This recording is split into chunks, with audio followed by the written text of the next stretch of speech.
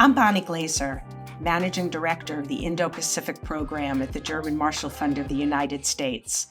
For many years, China's nuclear doctrine was widely described as minimum nuclear deterrence, which essentially means that the Chinese leadership believed that it could rely on a limited number of nuclear weapons to deter an adversary from attacking. Authoritative defense white papers issued by the Chinese over a decade ago asserted that China sought to maintain a lean, effective, and credible deterrent force, that it was committed to the policy of a no first use of nuclear weapons, it pursued a defensive nuclear strategy, and would never enter into a nuclear arms race with any other country. In recent years, however, China has begun to expand and modernize its nuclear forces, and Beijing is not transparent about its nuclear arsenal or its doctrine, and that creates uncertainty for the United States and its allies. To help us decipher Beijing's rapid nuclear expansion, I'm delighted to have as my guest today John Culver, who is a non-resident senior fellow at the Atlantic Council's Global China Hub and a former CIA senior intelligence officer. He's co-author of a recent report published by the Atlantic Council entitled Adapting U.S. Strategy to Account for China's Transformation into a Peer Nuclear Power. Welcome back to the China Global Podcast, John. It's great to be here. I wish we had a happier topic, but I think it's an interesting one. Hopefully your guests will agree. Well, I think this is a topic more and more people are interested in. So let's get started. The Atlantic Council report says that China's nuclear force modernization, it's referred to it as running faster to stay in the same place, so not staying very much, to sustain, again, this sort of minimal retaliatory posture, that has evolved. So can you briefly describe what are the key identifiable changes in China's nuclear forces? Sure. Virtually everything we know that kind of then drove our research at Atlantic Council is from the three most recent DoD annual reports reports on the Chinese military, known colloquially as the CMPR, a China Military Power Report. Since 2021, they noted that Chinese nuclear forces are expected to expand at a great rate, to quintuple over the course of a decade and a half. And since that was 3 years ago, they're already up to 500 warheads, and expected to hit about 1,000 nuclear weapons by 2030 and 1,500 by 2035, which would put them in the neighborhood of the New START limitations on U.S. and Russian ICBM forces. So in the span of the next decade or so, they're going to go from what had been the smallest nuclear force of any of the UN Security Council permanent members to the third largest on the planet. And there's no expectation that they will stop there. What's really troubling is, despite observables like new silo construction that's been shown on commercial imagery, the Chinese have not acknowledged their force expansion or tried to explain it or reconcile it with their previous doctrine, which as you called, was minimum retaliatory capability. The last China Military Power Report, which was issued in 2023, indicated that China now possesses a nascent nuclear triad. So it sounds like it's getting close to something like what the United States has, or what are the gaps and why is this significant? I'll get to the significance in a moment. I'll just characterize it. They used to have about a handful of ballistic missile submarines, the Jin class, each of which could carry 12 JL-2 nuclear armed missiles. Those were unitary warhead. It looks like they've managed to retrofit those with a new missile, the JL-3. So now their submarine-based deterrent can strike the United States from littoral waters rather than having to transit halfway across the Pacific. So they've gone from really a nascent and not very effective maritime nuclear deterrent capability to an actual effective one that, according to the same DoD report, is now doing near continuous patrols. So that's a real nuclear submarine deterrent posture, not just occasional trips by single submarines, which may or may not even have been loaded with missiles. The second thing that is still more nascent is the air leg of the triad, which consists of a heavily modified B-6 medium or heavy bomber that can carry a ballistic missile underneath it and air launch that ballistic missile to strike targets pretty far from China. With refueled range, they could probably launch from about 4,000 to 5,000 kilometers from the Chinese coast and strike targets at least as far as the third island chain, including Guam and perhaps the Hawaiian Islands. Now, that force would have to be modernized considerably to be considered a true part of a triad. And the Chinese evidently have plans to do that. There's long been rumors of this H-20 bomber that they're working on, that various drawings that have appeared online suggest it bears some resemblance to the US B-2 with a highly stealth kind of flying wing fuselage. So their plans there are mostly in the future, but more importantly, what's really concerning to me about it is it's one thing to operate a single force, the People's Liberation Army Rocket Force, and exercise effective command and control for crisis or conflict deterrence or even nuclear strike operations. There's a level of complexity to expanding that to two other services and then maintaining the same kind of political and operational control over air and naval forces. So it suggests to me that not only has their force expanded and evolved, but their concept of nuclear deterrence and nuclear warfighting is also rapidly evolving so that it can effectively wield a triad when it feels it needs to. There's a lot of discussion among experts about the drivers of China's decision to expand and modernize its nuclear forces. And some people think it's a function of the overall deterioration in US-China relations. I think others really tie it to preparation for invasion of Taiwan. What do you think is the most compelling reason, if you think there is one in particular?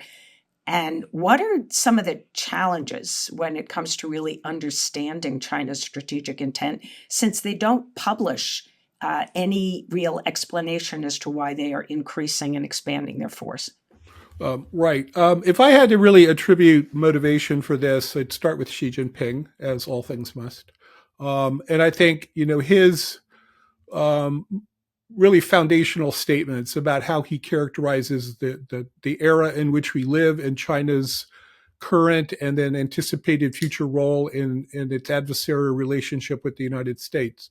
So when he says things like, the world is undergoing changes unseen in a century, he's saying that the world is closer to a point in terms of geostrategic instability that's more similar to, say, the era around the start of the First World War, which, of course, you could then draw a continuous line to the Second World War. In other words, that the political, economic, and especially technological foundations of great power status are rapidly evolving. And this presents opportunities and challenges for China. I think then linked to that is his view that for the first time since the end of the Cold War, great power conflict is now again a part of the strategic environment. And of course, that would be underscored by Russia's invasion of Ukraine, confrontation then with the United States and NATO powers. And then, of course, China's own growing adversarial relationship with the United States. So, we had a good time, 40 odd years, where nuclear weapons were not, wielded. Arms control seemed robust and permanent. And now we're back in an era more reminiscent of the Cold War, if not previous global war eras, where great powers are contesting, where military conflict between them is conceivable, and that China's previous nuclear minimum retaliatory doctrine is no longer suffices to guard China's strategic interests. And so he intends to build a strategic force. Now, I say that with probably too much certainty because, as you noted, they haven't explained themselves. They've left a huge vacuum. They're not acknowledging the expansion of their nuclear forces. And until they do so, and especially I think until other countries in the region of the Western Pacific and in the Indo-Pacific, and even European allies of the United States start to make a priority of questioning China's intentions in this matter because uh, China is the only major power that's actively building out nuclear forces, that's rapidly expanding. The only one that you could even point to might be North Korea, and the scale just doesn't even compare. Um, China is building ICBMs with multiple independent warheads. They're expanding a sea-based deterrent. So they represent not only a much more formidable deterrent force, they represent potentially a nuclear warfighting force. And that's why it's important that other countries start to put pressure on China to explain why they're doing this, to give us some insight into their logic, because otherwise, analysts like me, they'll nominally, they're mostly retired now, we're going to be forced to do worst case scenario planning. What conclusions can you draw about China's evolving nuclear doctrine and strategy from its military exercises? For example, there was this recent ICBM test. It was on September 25th, and the dummy warhead landed in the Pacific Ocean. Now, usually the PLA is test-fired ballistic missiles westward into the desert into Xinjiang. Was that a specific signal China was sending? Did they need to test over the ocean? And what are the implications of them doing that? Do we expect we will see more nuclear signaling from China in the future? Well, I think that there is engineering value in doing a full range test of a relatively new system. Most of the experts on the internet are saying that that was a 31AG, which is a modified version of the original mobile ICBM that they first deployed in 2007. This one has extended range, probably also has enhanced guidance so it can strike targets more accurately. So there probably is an engineering reason behind it. Although, as I said, that system's been deployed in one form or another for going on 20 years. So it does seem a little interesting that they chose to do it at this time. It would have made more sense in that domain if what they'd fired was a DF-41, which is a larger multiple warhead system that hasn't gone through the same extensive testing as the DF-31. But, since I mentioned worst case scenario assumptions, let's do a little bit. It was very interesting that when they did their launch of that ICBM, they moved a launch unit apparently to northern Hainan Island, where such missiles normally are not based, probably so that it wouldn't overfly sensitive landmass, including internal in China, so that it could strike a target at full range of about 11 or 12,000 kilometers for that weapon, demonstrating it's a full range ICBM that can hit anywhere in the continental United States. The timing is interesting because around the time they fired it, they were also doing naval exercises and other ballistic missile training that seemed more relevant to a Taiwan scenario. And of course, that was followed 2 weeks later by this declared exercise around Taiwan, Joint Sword 2024 Bravo, which of course has some very menacing attributes, including for the first time Coast Guard involvement. So if you were mapping the actions of the Chinese over the span of about 3 weeks, it looked like they were executing a war plan, at least in an exercise, that they were conducting deterrence operations. Perhaps that's what the DF 31 AG launch was. And then they included at distant sea naval operations by a carrier strike group on the east side of Taiwan. Of course, Coast Guard and naval patrols around the island simulating a blockade. And so you could read it, if forced to, in the darkest light as an integrated war plan. And one aspect that bothered me then about if the ICBM launch was part of that war plan, was it a deterrent operation or were they conducting nuclear fires to deter or perhaps even degrade U.S. entry into conflict? That's a lot of information from one test. So you're actually Well, that's the thing about an analyst. If you hand me a few disparate facts, I'll tell you a story. It may not be the right story, but at least it'll give you something to think about. So maybe you could provide other insights into how China might use nuclear weapons. Do they have tactical nuclear weapons that they might use?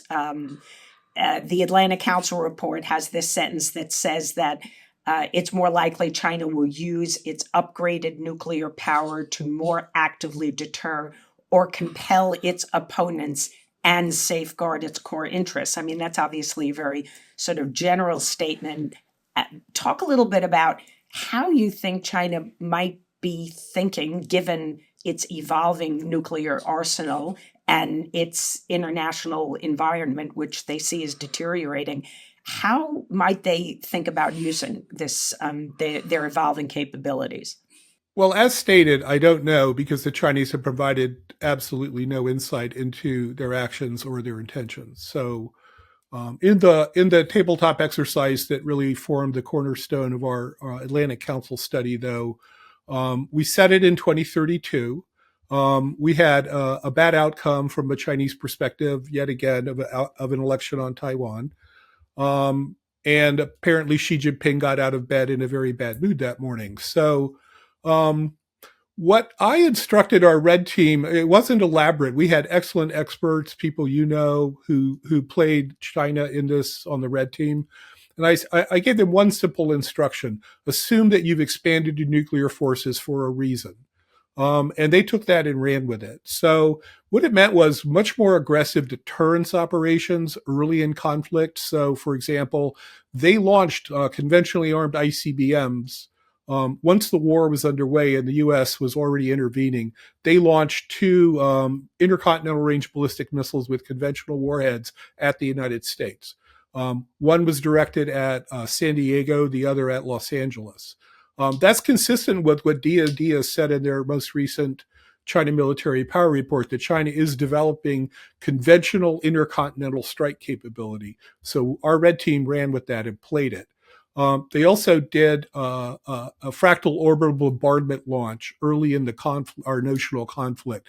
So they fired nuclear warheads into space in an orbital posture that couldn't be defeated by U.S. national missile defenses. Now, in the game, they elected not to use it for their own warfighting reasons. The other aspect, too, that didn't come through as clearly, perhaps, was while they were doing very aggressive nuclear deterrence signals, including fully alerted nuclear force, submarines going to sea, etc., air-launched ballistic missile carrying H-6s flying out from China and then returning. They also were conducting very aggressive counter space and cyber operations. So it wasn't just nuclear deterrence, it was these other two realms of, if you will, strategic deterrence that were being employed. They were hitting satellites on orbit. They were shooting at satellites from the ground with high-powered lasers and other weapons. They were using cyber effects to destroy U.S. critical infrastructure and try and degrade the flow of U.S. forces into the Western Pacific. So it wasn't just nuclear. It signaled, of course, from a Chinese perspective, absolute deterrence mindset, that they were going to and prepare to risk everything in order to win their war for unification of Taiwan. And a little later in the game, I'll come back to it. They then crossed the line into nuclear weapons use. So I want to ask you about your view of China's no first use pledge, which has existed since I think China first tested a nuclear weapon in 1964. And that, of course, pledge includes a commitment not to use nuclear weapons against non-nuclear states. And I think observers have long dismissed this as either disingenuous or at least unreliable. Do you expect that we will see a change in China's declaratory nuclear doctrine in the future? Maybe we know that the China military power report says that they will have 1,500 nuclear warheads by 2035. Is that like the end state you think that China wants? And at that point, we will see a new nuclear doctrine? Or do you think China is just going to continue to be completely silent about what it has and what its intentions are? Remind me to come back to the last question because it's important. But on no first use, I think it actually was their underlying doctrine, their bottom line for and the thing is that aligned perfectly with the scale of the force they had. You know, before around 2007, China only had 18 ICBMs that could reach the United States. These were kept in a non-ready position. In other words, these were missiles that were not fueled. They didn't have warheads mated. And all of their warheads were stored centrally for political security. You know, they never had an elaborate technical security apparatus around their nuclear deterrent. It was physical security and then division of command, guaranteed to them that there would be no rogue launches or accidental launches of their ballistic missiles. Today they have 500 nuclear warheads, as I noted earlier, on a triad. So no first use, I think, hung together very well prior to the creation of the People's Liberation Army Rocket Force in 2016. But with each passing year, with each new revelation by DoD about China's nuclear weapons posture, it seems to wear thin. Now, it's important to acknowledge what the NFU statements by China said and what they didn't say, right? They said they would not be the first to use nuclear weapons against a non-nuclear state. So that already had a loophole in it if they were entering into combat with the United States, or at that time with the Soviet Union or Russia, if you will. It also has to do with nuclear weapons use on their own territory. Well, by their definition of nationality, Taiwan is Chinese. And so while I don't think China would use nuclear weapons on Taiwan, NFU was never the ironclad guarantee that they had pledged not to do so. I think today it's evolved, and NFU doesn't cover intermediate scenarios like launch on warning. It previously was a moot point because China had no means to detect nuclear weapons being launched on ballistic missiles by adversaries. Today they do. They have early warning satellites on orbit, a pretty robust constellation. So they have the means to detect inbound missile launch, and they have the means to respond to that without waiting for mushroom clouds to appear around their ICBM bases or their cities. And so, again, until China explains itself further, it's going to be hard to know how relevant no first use is, whether it has any real applicability in a kind of scenario like the one we envisioned for the Atlantic Council exercise. And you want to comment on whether you think when they build out their arsenal, whether they will actually change that posture or declaratory statement? Well, again, our assumptions about the ultimate scale of their nuclear force is based entirely on DoD reports. Now, they stopped at, last year at 1,500. Now, that's an interesting number because the new start limits for the U.S. and Russia for ICBM, nuclear warheads based on ICBMs is 1,550. So there may be some optimism lurking that as they approach that new start number, they're going to suddenly be interested in arms control. But again, they've said nothing about this. They haven't acknowledged they're doing this. So I think we should, husband our optimism and not just assume that it will end there. I mean, the more interesting thing, and I no longer have the means to do it as a retired former analyst of the government, but if they build out a fissile material production capacity that's consistent not only with building a larger force, but maintaining a larger force. There are some elements that need to be made almost constantly, like tritium, which has a very short half-life. So if you can scale China's tritium production to an inventory size, I think that would tell you whether they intend to stop around 1,500 or build on. Also on tactical weapons, China, to my knowledge, has never announced or demonstrated it has tactical nuclear warheads. Now, it's a definitional problem because people use that term very imprecisely. To me, a tactical nuclear warhead is a warhead with a yield of 1 kiloton or less, used to destroy specific point targets, usually militarily significant targets, and not, to use as part of a counter value attack by nuclear force. I don't think there's an engineering reason why they couldn't build a warhead that small and mount it to smaller delivery systems, whether they're 2,000 kilometer range land attack cruise missiles or short range ballistic missiles. But so far, they haven't, no one's identified that they have a need for weapons with that kind of more limited range with small yield. If they do go that route, then I'd start to worry that they're actually considering the utility of tactical nuclear weapons on Taiwan in the event of a conflict over the island. The report says that China's relationship with Russia may shape China's decision-making calculus on nuclear first use, but doesn't really go into detail on that. So I'm hoping you can unpack it a little. How do you think the China-Russia relationship could influence Beijing's decision-making in a crisis? Partly because Russia has sort of set the example that great power conflict is conceivable again in the post Cold War era.